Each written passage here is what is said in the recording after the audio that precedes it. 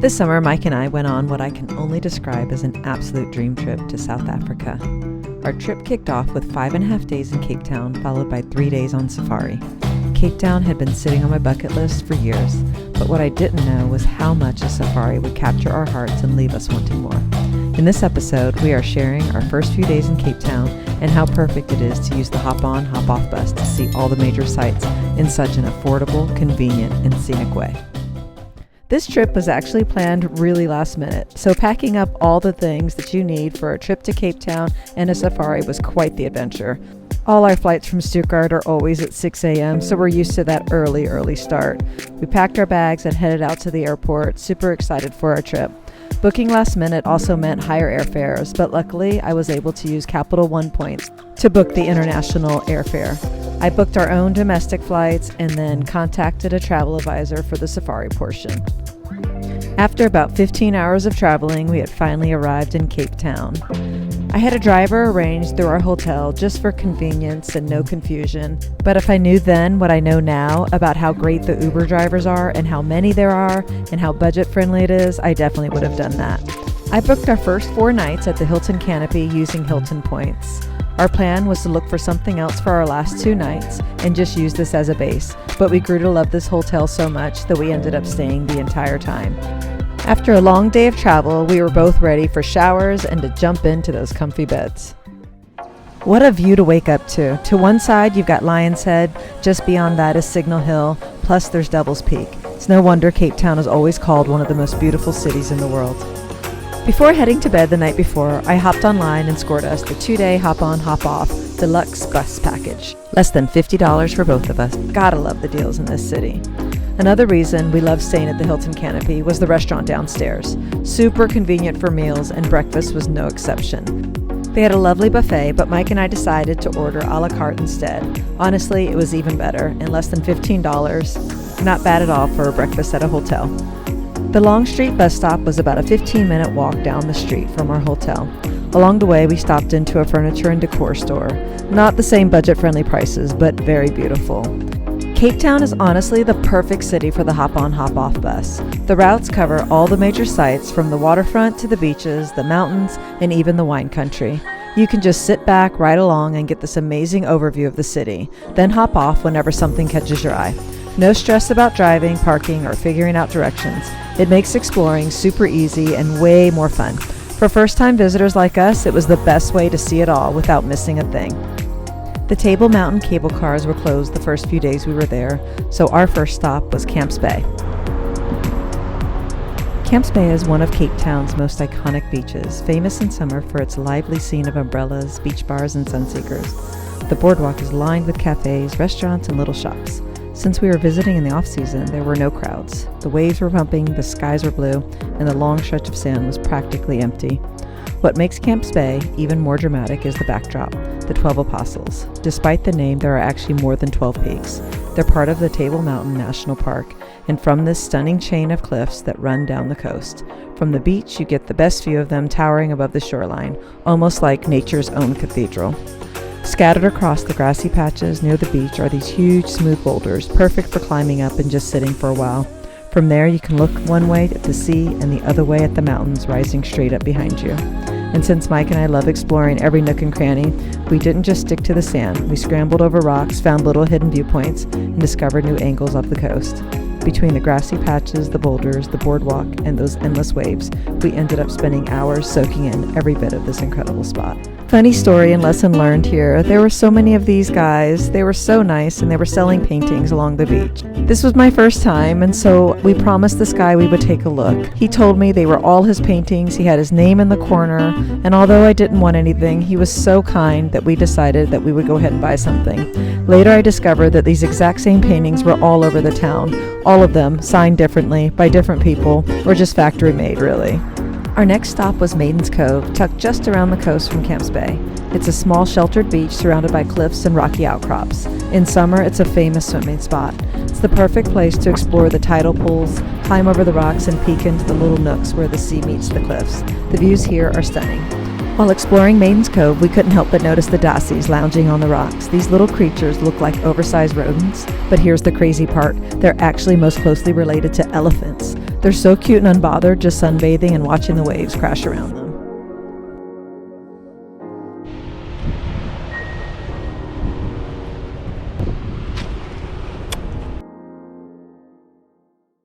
Eventually, it was time to head to our next spot. We grabbed a quick coffee, politely refused at least 10 different street vendors trying to sell us their paintings, and then made our way to Sea Point. Sea Point is one of Cape Town's most famous coastal promenades. It's well known for its scenic oceanfront walk, but since it was wintertime, there wasn't much going on. Prior to traveling to any new place, I watch a ton of YouTube videos, and all the places that look interesting to me, I put flags on my Google Maps. For Sea Point, I looked around and noticed that there was a place called Mojo Market nearby, so that's where we headed, and it surely didn't disappoint. Mojo Market is a colorful, vibrant hotspot in Cape Town, perfect for foodies and explorers alike. It's a mix of artisan stalls, local crafts, and a wide variety of food vendors, from wood-fired pizza to fresh sushi to mouth-watering desserts. We couldn't believe we practically had the place all to ourselves. I was so thankful not to have to fight through crowds. It made exploring all the stalls and food vendors so much more relaxed. After wandering for a bit and taking it all in, we finally decided on a place to eat. Targeting, let's go. Ready? Let's do it. Let's do it. Cheers. Chicken banging. Tasty. Just playing in my toys. So we do highly recommend the Mojo Market. That's where we're at right now, eating. They got some really good Korean fusion food. There's so many choices here. It's our first stop on our day to eat. Yeah, we've been on the beach all day today. Just walking along the beaches are pretty magnificent. First impressions of South Africa? Super friendly people. Yeah. Really tasty food. The prices are fantastic. The prices are good. And the views are breathtaking. Yeah, incredible. Like literally got beautiful beaches on one side of you and big rock mountains on the other side. So we're off to a great start. After the market, we hopped back on the bus and made our way to the V&A Waterfront. With our hop-on, hop-off bus package, we had a choice between a canal cruise and a harbor cruise, and we decided on the canal cruise to explore the exclusive waterfront properties. These homes are absolutely stunning, modern, sleek, and right on the water, with private docks, lush gardens, and plenty of privacy and security. Definitely wouldn't mind living here. Some of the residents have included Oprah, Madonna, the Beckhams, and Elton John, and I don't blame them for choosing this beautiful spot. Cruising through the canal was so calm and peaceful, and the water was gently lapping against the sides of the boat and the sun was shining. It felt like a serene little escape right in the heart of Cape Town. So we caught the 340 canal cruise that comes with our 2-day pass. And it's so beautiful. And the timing, I think, is going to be perfect because we'll get back right when we can catch the bus for the Sunset Tour Bus. Sunset Tour Bus. So I think this day is actually turning out perfect with our hop-on, hop-off bus adventure. A+. All the timing. Perfect. It's beautiful. Yes.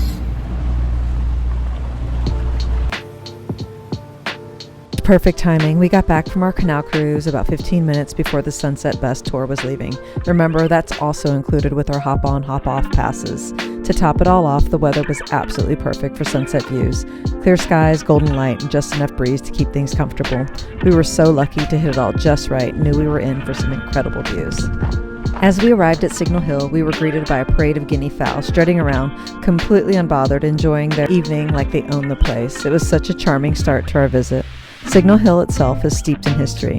Back in the day, it was used as a lookout point to spot ships coming into the bay. And there's even a cannon up on top, the noon gun, which still fires every day at midday, a tradition that's been going on for centuries.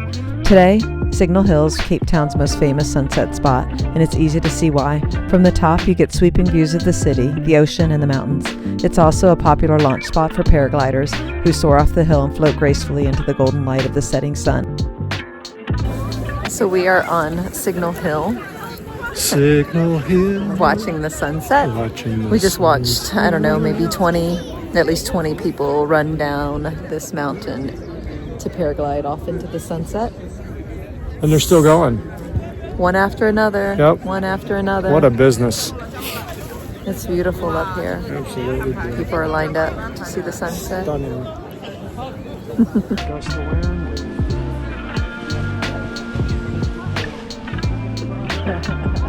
This one getting ready to go. Here we go.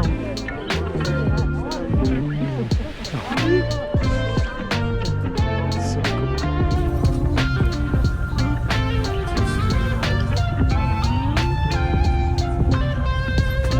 After a jam-packed day, we were ready to head back to the hotel and just grab some drinks and dinner in the restaurant down below. Oh man, nice hot fresh bread.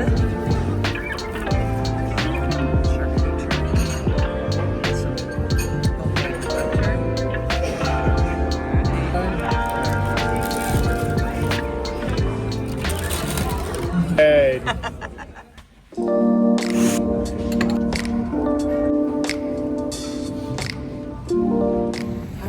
Day 2 in Cape Town.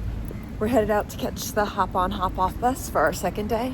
We got the deluxe pass. Today we're gonna do the Kirstenbosch Botanical Gardens, and then we're gonna go to the Hout Bay to see the seals and have some fish and chips. And there's one more stop. We're gonna do, the wine. We're gonna stop off at the wine estates and check out a little wine tasting, Get crow. and then maybe the V&A at the end of the night, because this is going to be one of our last really nice days. So we're going to go check it out. Are we red or blue? Good morning. And sir?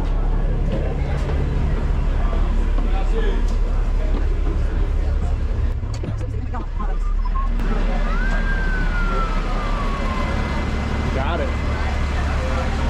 We are on the hop-on, hop-off bus, headed out to Kirstenbosch Botanical Gardens first.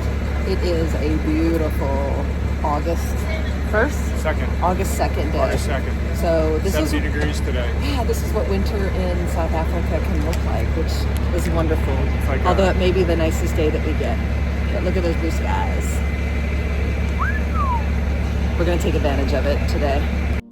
Nestled against the eastern slopes of Table Mountain, Kirstenbosch National Botanical Gardens is known for being one of the world's most beautiful botanical gardens. The paths wind through lush greenery and the scenery is absolutely stunning.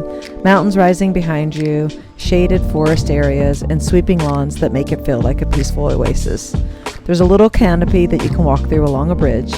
But that said, we didn't see many flowers during our visit, probably because it was winter, so while it was a nice scenic stop, I have to admit I probably could have skipped this one if we were pressed for time. But still, wandering through the gardens and taking in the views was a relaxing way to spend part of the morning. We visited Groot, Constantia, one of South Africa's oldest and most famous wine estates. Founded in 1685, it's steeped in history and has been producing wine for over 3 centuries.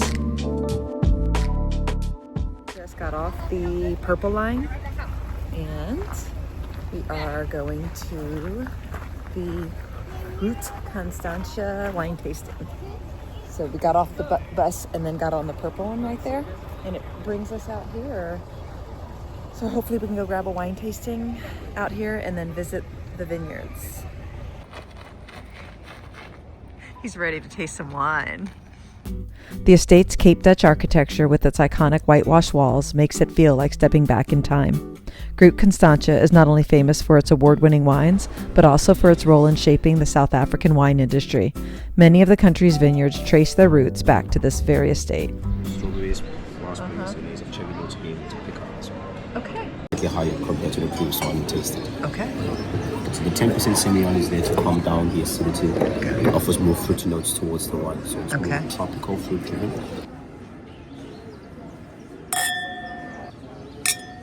The black cherry. Okay. So we are at our wine tasting. It's our lovely sommelier over there. He's very fast. Anyways, this is glass number 3. We're on the reds. We had a rosé and then we had a white Sauvignon Blanc. And now we are on this Cabernet Sauvignon. And from somebody that doesn't drink very often anymore, this is glass number 3 of 5. You're gonna watch my face get redder and redder. And sillier I'm and just gonna get a sillier. little bit tipsier as we go here. Oh boy. 2 gentlemen on the drawing harvesting barks of trees. So this is where we get content that you get from the juice of the grape, different types of color, and it's going to give you different types of flavors. Okay. The live toast we use for white wines that goes through a better one. So we just took a break and took a cellar tour, which was such a good idea.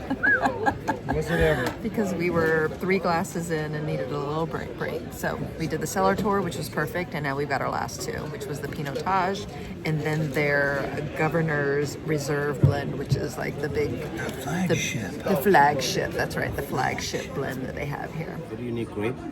It's from South Africa. It doesn't grow anywhere else around the world, but only here. 12 months barrel maturated in French barrels. And it has 14% alcohol volume with a 10 to 20 year aging potential inside the bottle. Wow. This is the Pinotage, which I've never actually had. It's really good. It's a mixture of what? Pinot Noir and Hermitage. And this is one of the only estates that actually makes this. A lot of other places import to make and produce Pinotage. Oh, I thought it was from the It's really Taj good. Mahal. It's okay to mix. Number 5. Are you sure? So, I promise. I just looked at the receipt. It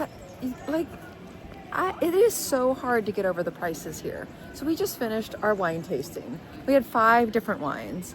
Beautiful service. We had a wine cellar tour. The estate is beautiful. And we paid $17 for both of us.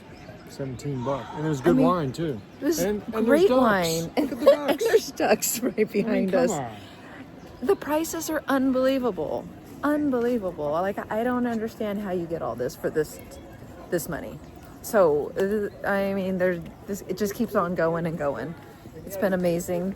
We're gonna get back on the bus. We're gonna walk around a little bit. Mike, do you know where you're going? Right now? I'm just walking. Okay, we're just so walking. beautiful. I don't even care.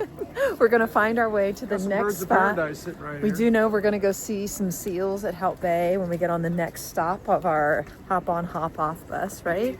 Again, like, remember we paid like less than $30 for 2-day passes there too. So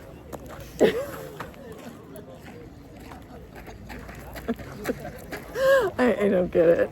I can't take him anywhere. Yeah, I'm loving this place. Everything about it. Retirement.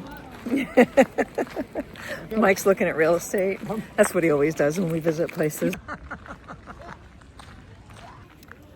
If this is winter in South Africa, I'll take it. Oh yeah. We have been, Mike mostly has been in Germany over the last several weeks, and it's been very cloudy and rainy. So it is lovely to come here, which is winter, and get all the sunshine.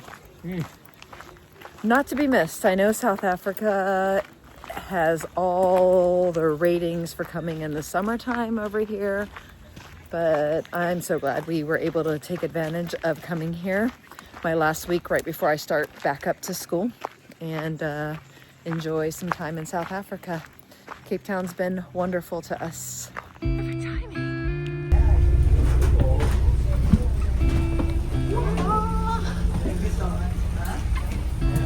More days. Good timing, babe. I loved how we practically had all these buses to ourselves too. We could always often find the seats that we wanted in the back of the bus as we were headed through. On our way around Cape Town, we passed several townships, an important part of the South Africans' history. Townships are communities that were originally created during the apartheid era, when non-white South Africans were forced to live outside of the city centers. Today, millions of people still live in these areas, and they're often marked by small, tightly packed homes, sometimes made of brick, sometimes corrugated metal, and a strong sense of community. Next up was Hout Bay, where I was hoping to see some seals out and about in the harbor, but maybe that's a summer thing. But we did find a place to grab some fish and chips, and that definitely didn't disappoint. Hey, after our wine tasting, we are in Hout Bay, and I think we found the perfect place for some fish and chips. Fish and chips. With some calamari.